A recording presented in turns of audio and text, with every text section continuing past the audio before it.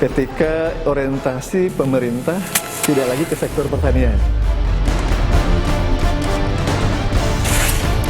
Pemerintahan ya, yang di daerah itu olahan produktif dijual untuk pabrik gitu loh.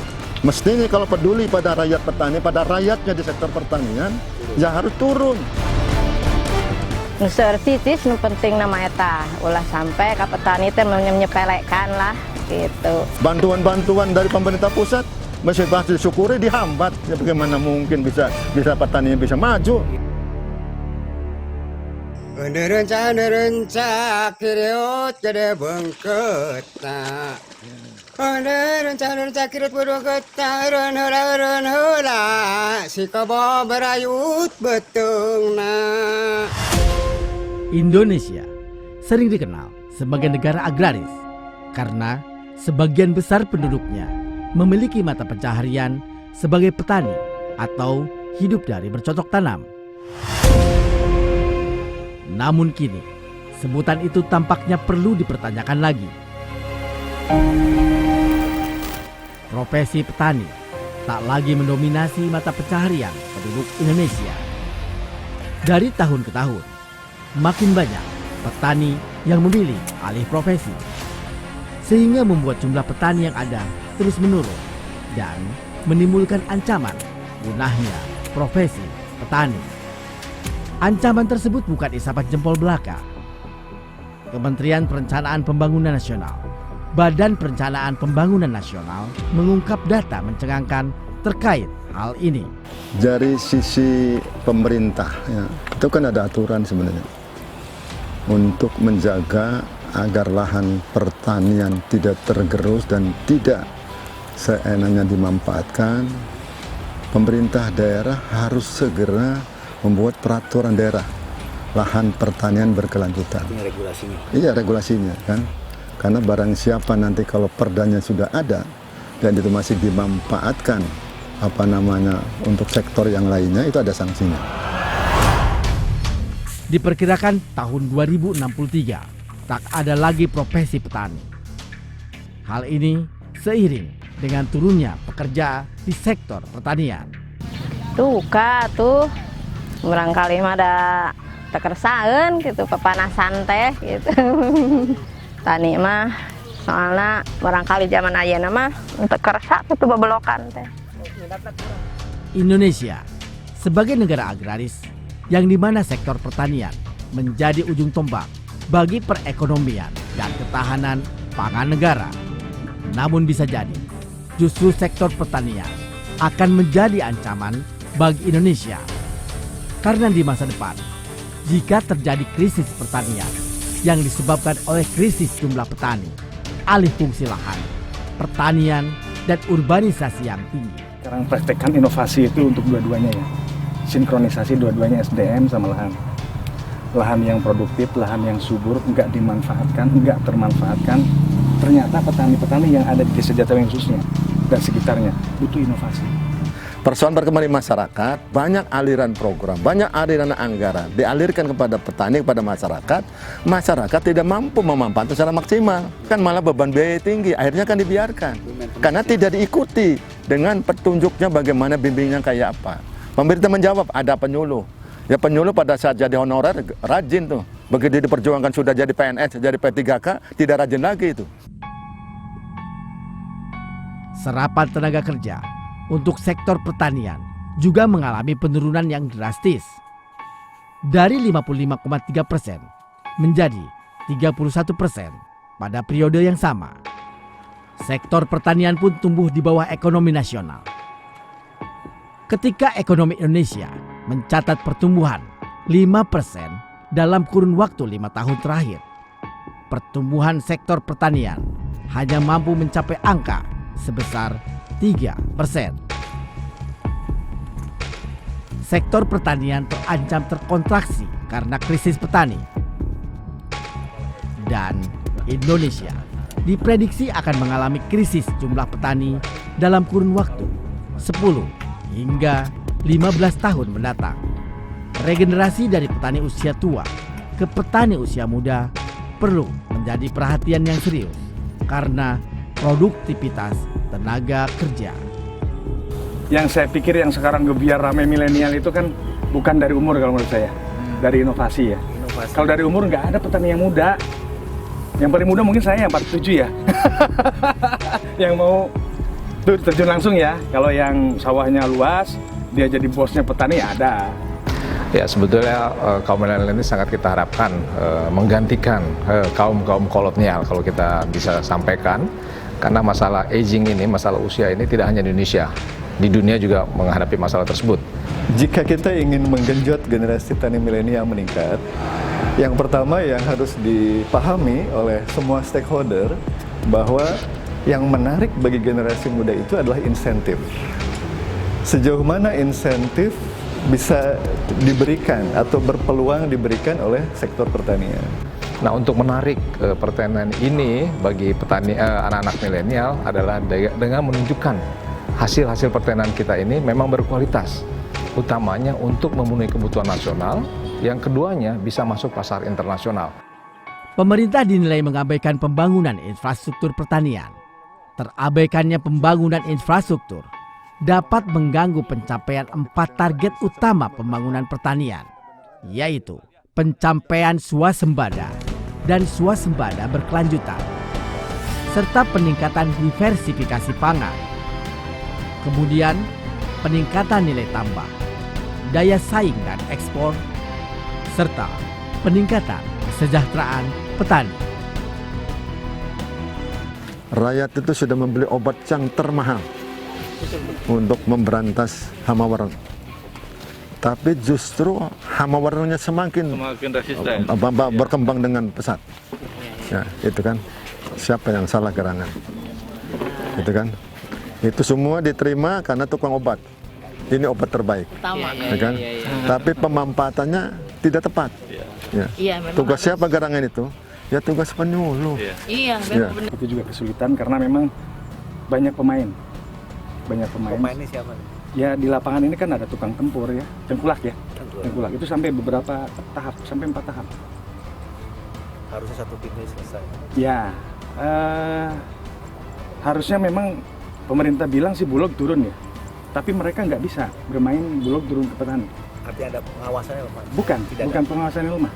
Mereka strategi di lapangan pembelian gabah itu masih tukang tempur yang kuat. Oh, Kalau kita ingin memajukan pangan, ingin terbangunnya kebutuhan pangan kita, petani tidak hanya, masyarakat tidak hanya didorong memproduksi. Bagaimana produksi itu ada salurannya untuk pendistribusiannya, karena di situ kata kuncinya. Yang selama ini ada perantara orang. Perantara inilah yang akan memanfaatkan situasi itu, gitu kan? Mereka tidak tahu pasarnya bagus, aduh telaku di Dituna, tidak bisa masuk ke pasar sana, sehingga berapapun, karena petani itu pada hakikatnya tidak punya modal, berapapun hasil pertanian dijual untuk biaya pengolahan kemudian.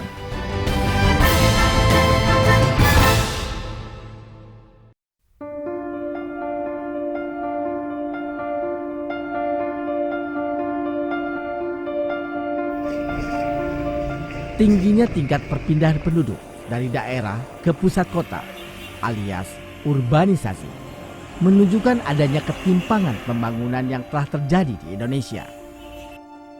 Fenomena urbanisasi tidak hanya terjadi di Indonesia. Hal ini menunjukkan banyak masyarakat dari desa yang meninggalkan tempat asalnya menuju kota besar. Fenomena ini dinampakkan sebagai dampak perkembangan megacity. Skema pendidikan yang diterapkan sejak sekolah dasar hingga menengah atas mempengaruhi minimnya minat siswa pada bidang pertanian. Selama ini, rancangan sistem pendidikan sejak SD, SMP, SMA, dan SMK diarahkan untuk pembangunan industri. Pendidikan juga menjadi problem besar dalam pertanian sekarang ini, karena desain pendidikan dalam pembangunan itu diarahkan hanya untuk dunia industri. Ya, jadi keterkaitan dunia akademik dengan dunia industri. Jadi kalau kita menciptakan lulusan yang seperti apa, nah itu harus bisa terserap oleh dunia kerja. Sehingga ketika mereka lulus, mereka bisa kontribusi di kelompok tani tersebut. kalau mereka patuh ya pada janji perguruan tinggi, ya mestinya mereka tamat itu praktekkan, gitu kan, sambil menggapai hasil buat kehidupan dia, bukan ngejar ke jadi buruh di pabrik dan lain sebagainya. Tapi kembali persoalannya, orang tuanya tidak punya lahan, itu kan, masa dia malu kalau jadi buruh, tapi kalau jadi petani ya silakan. Pertama terserah putra wae gitu, hoyong patani mangga, hoyong damel mangga, eta mah hoyongna anjeunna kitu damel. Kalau kita ingin meningkat generasi tani, generasi milenial, tidak hanya tanggung jawab kami, institusi pendidikan, tetapi semua stakeholder. Kami ikut bertanggung jawab pasti. Tapi yang kedua, pemerintah juga ikut bertanggung jawab. Pengusaha juga sama, perusahaan.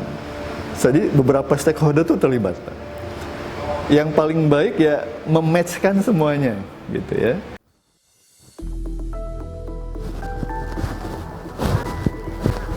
Gerak naraon ya, wih, gerak naraon. Ke dia. Saya, ke dia. Orang ngobrol dia. Ya, Allahu Akbar. Kita kan pasti kan batur pangkat ke kota cina, milenial tembung ke sawah, embung ke kebon. Tapi didinya ke kebon kabehna, pasti aya magnetan lain. Ya, itu kan loba magnetna, gitu kan. Berarti aya penghasilan nu leuwih-leuwih di kota. Mas saya hayang ingin tahu nih, ya. Sok jujur. Alasan jadi petani itu abdi emang pendidikan sekolah nggak sekolah gitu, cuman nyampe SD gitu. Kita nggak mengenal lulusan, saya lulusan SD. Lulusan SD kita bisa punya penghasilan kalau lagi bagus tuh, kalau lagi harga sayur tinggi-tingginya lebih dari gaji pegawai negeri itu bukan bohong. Hasilnya itu bertani hampir sama kayak orang yang main ke ngerantau gitu.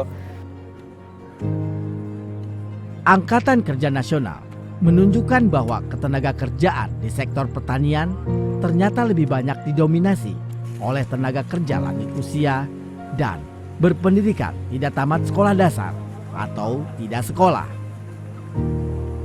Lebih dari 45% tenaga kerja pertanian tersebut berusia rata-rata di atas 50 tahun.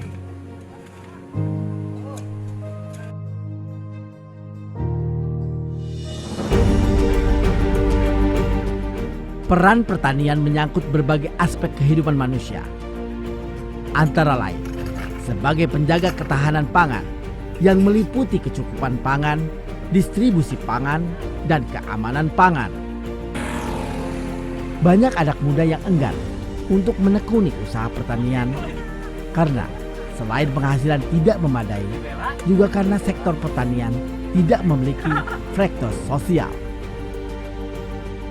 Mereka lebih senang untuk merantau ke kota, menjadi kuli bangunan, pedagang, atau jika nasib baik menjadi pegawai negeri. Solusinya hanya satu, yang harus dilakukan oleh pemerintah. Ya, pengurangan tenaga kerja tidak bisa dihindari. Itu kan, upah tidak bisa dikurangi. Itu kan. Cuman persoalannya supaya mereka pun juga sanggup membayar upah, ya, sanggup mengerjakan lahan.